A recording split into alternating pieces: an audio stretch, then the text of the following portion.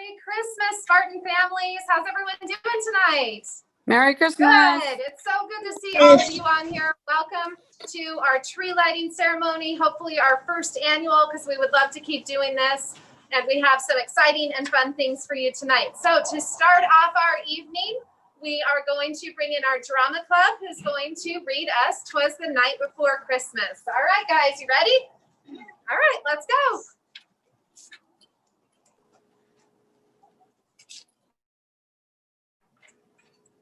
The Night Before Christmas by Clement C. Moore. 'Twas the night before Christmas, when all through the house not a creature was stirring, not even a mouse. The stockings were hung by the chimney with care, in hopes that St. Nicholas would soon be there. The children were nestled all snug in their beds, while visions of sugar plums danced in their heads. In moment in her kerchief, and I and my cap had just settled down for a long winter's nap. When out on the lawn there arose such a clatter, I sprang from my bed to see what was the matter. Away to the window I flew like a flash, tore open the shutters and threw up the sash. The moon on the breast of the new-fallen snow gave a lustre of midday to objects below, when what to my wondering eyes should appear but a miniature sleigh and 8 tiny reindeer. With a little old driver so lively and quick, I knew in a moment it must be Saint Nick. More rapid than eagles his coursers they came, and he whistled and shouted and called them by name. Now Dasher, now Dancer, now Prancer and Vixen, on Comet, on Cupid, on Donner and Blitzen, to the top of the porch, to the top of the wall. Now dash away, dash away, dash away all. As I leaped up before the royal train came flight, when they meet with an obstacle, mount to the sky.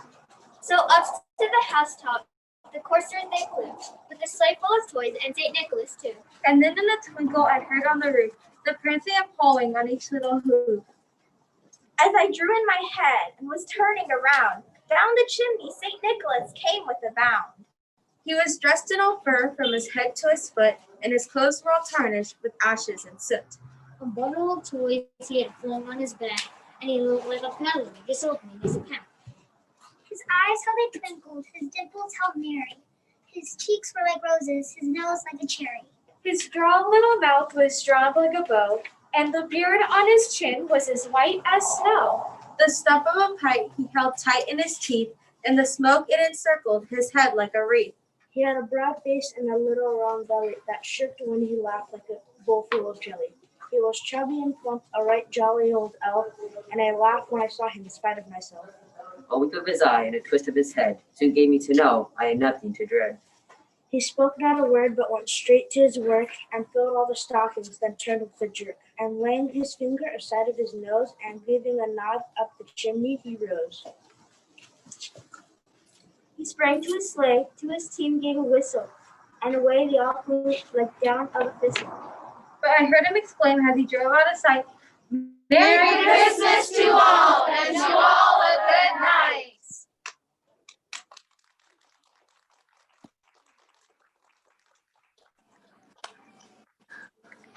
All right, thank you, Spartans. Our drama club has worked hard on that. They've got lots of other fun things coming up this year, so I'm sure that won't be the last that we see of them.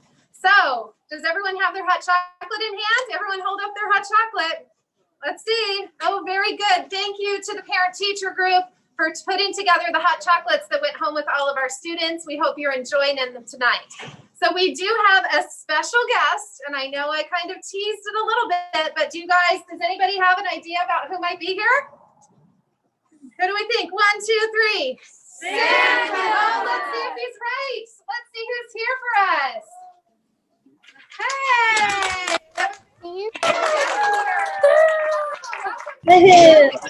Very, very happy that you join us this year. I wouldn't miss it for the world. Yeah, we love having Santa here at SJS. He's our own favorite guy at this holiday season, and he's going to help us with our tree lighting. But before we do our tree lighting, Santa and I thought maybe it was a good idea to do a blessing for our tree. Yeah, it's a great idea. Awesome. Okay, so everyone has their Christmas trees hopefully at home. So we're all going to take our hands and extend them over our Christmas trees. And Santa, can you read our blessing for us? Lord Jesus, encircle this tree with your blessing. May its twinkling lights remind us of the hope and promise of your coming. May we find joy in the memories we share in its tinsel and trim.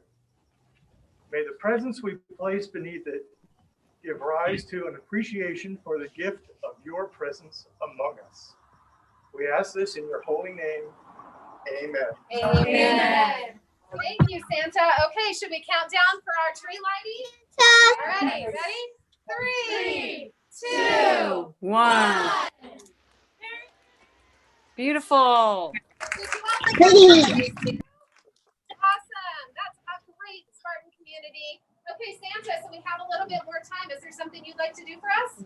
Sure, if you guys don't mind, I have a story I'd like to read for you. That would be wonderful. Okay, thank you, Santa. Go for it. Thank you. I'm going to sit down so I can read better. Very good. Okay, the name of this book is The Longest Christmas List Ever. I'm sure some of you have already done this one.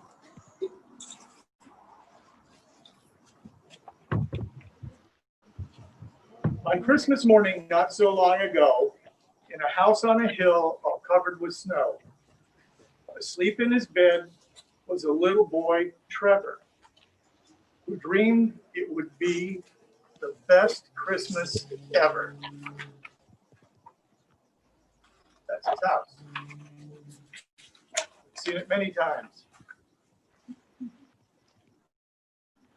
His parents were snoring at 5:45 in the morning when Trevor crashed into their bed with a dive. Wake up! Wake up! You gotta come see all the presents stacked under the tree. Santa's reading.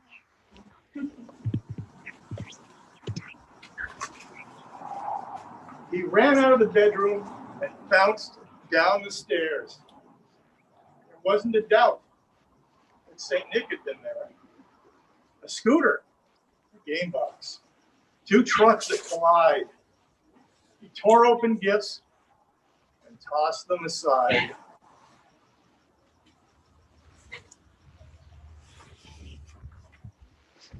Then it suddenly hit him. Did you get this? The one thing he'd missed.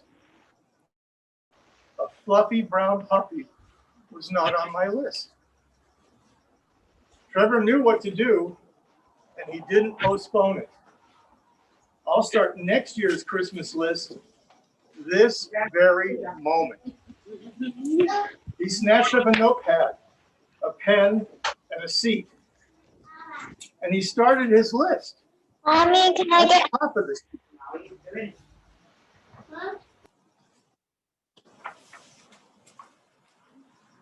At first he thought small, like lizards and trolls, but quickly his list spiraled out of control. A remote-controlled plane with a camera inside. An invisible robot that's easy to hide.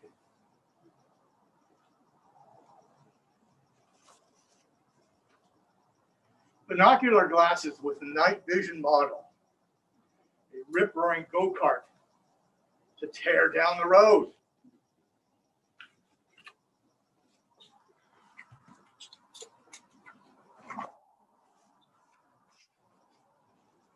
Suction cup shoes to walk on the ceiling.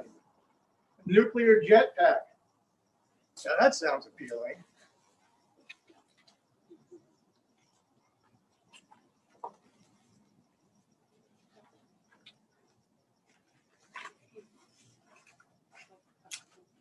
Trevor kept writing day in and day out.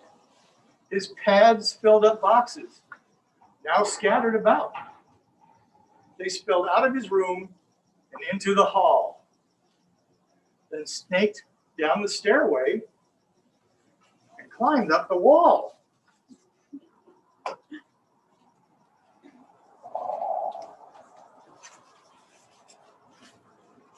By spring, Trevor's list stretched 500 feet. By summer, it's made its way onto Main Street. Oh my.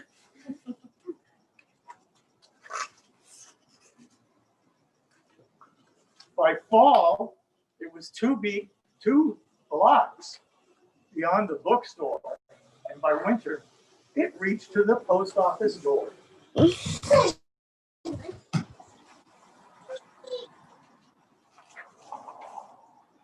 don't know how my elves are going to be able to carry it. Trevor stepped up to the counter inside the post office. "I must mail my list," he said with great pride. But the mailman let out a hoot and a holler. To send this whole list would cost $6 trillion.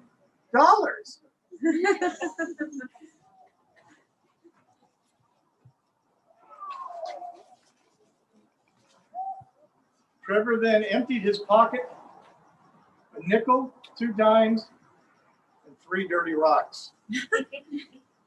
One bit of advice: if you've got just a quarter, go back to your list and make it a bit shorter.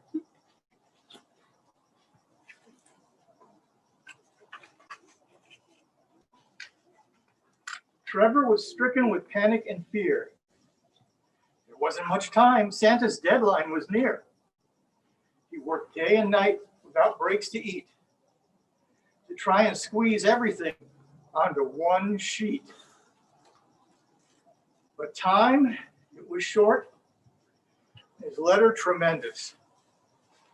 He missed Santa's deadline and felt pain horrendous. The post office is closed. Oh no.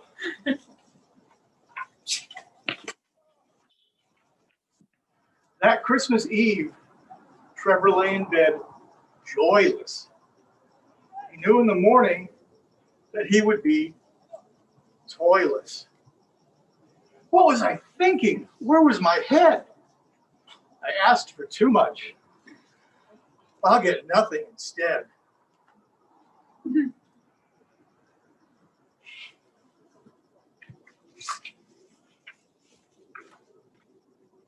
Excuse me, I'm not used to the mask, guys. I know we're all suffering with it. Please bear with Santa. In the morning, he trudged down the stairs without belief, certain there'd be nothing under the tree. But Mom and Dad must have sent Santa a letter, because a puppy appeared and pounced on little Trevor.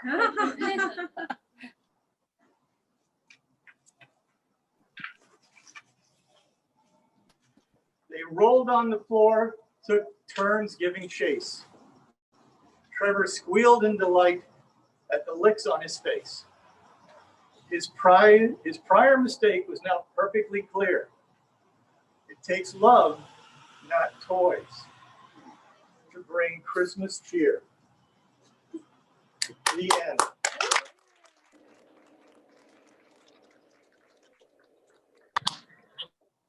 Thank you for letting me join your Zoom meeting tonight. I really appreciate it. I love coming over here to St. Joseph School. And hopefully next year we can all meet in person without these silly little masks, but we need them. They're important. Because we all have to stay safe and healthy.